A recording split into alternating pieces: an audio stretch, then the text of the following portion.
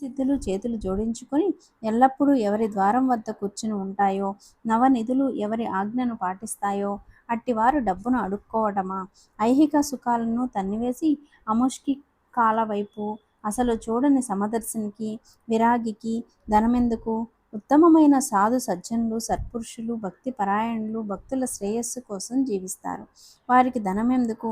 సాధువుకు దక్షిణ ఏమవసరం? వారు ఏ కోరికలు లేకుండా ఉండాలి కదా. ఫకీరులో ఉన్న లోభం వదలలేదు. నిత్యం డబ్బును ఆరాధించటమా?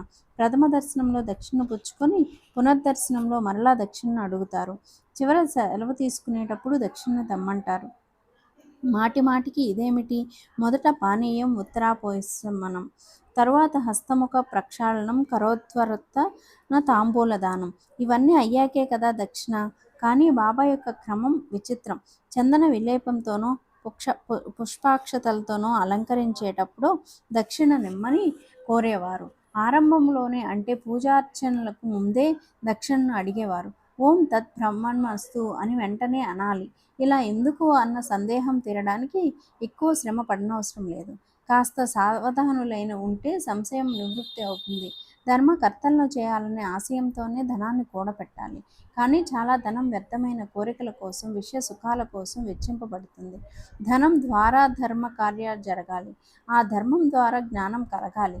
ధర్మం స్వార్థం కొరకు చేసిన పరమార్థ మార్గంలో పడి మనసుకు శాంతి లభిస్తుంది. మొదట చాలా కాలం వరకు బాబా ఎవరి